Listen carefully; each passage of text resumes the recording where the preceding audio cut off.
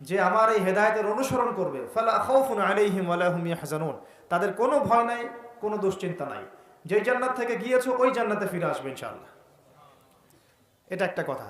আর ওয়াল্লাযীনা কাফারু ওয়া কাযযাবু বিআয়াতিনা, কিন্তু যারাই আমার ওই হেদায়েতকে মিথ্যা প্রতিপন্ন করবে, অস্বীকার করবে, কুফরি করবে, ঠিক আছে, উলাইকা আসহাবুন নার, এরা হবে জাহান্নামের অধিবাসী, হুম ফিহা খালিদুন, এখানে তারা চিরস্থায়ী হবে। আল্লাহ পাকের বক্তব্য একদম সহজ সরল পরিষ্কার না? দুনিয়াতে যাচ্ছ যাও, এটা চিরস্থায়ী নয়। এই সময়টুকুর মধ্যেই আমার পক্ষ থেকে কি আসবে বলেন? হেদায়েত আসবে, মানে যুগে যুগে নবী রাসূল আসবেন, আসমানি কিতাব আসবে। ফামান তাবিআ হুদায়া, তোমাদের মধ্যে যারা এই নবী রাসূলদেরকে মানবে, আসমানি কিতাব সমূহকে মানবে, তাদের কোনো টেনশন নাই, কোনো ভয় নাই, আবার জান্নাতে ফিরে আসবে ইনশাআল্লাহ।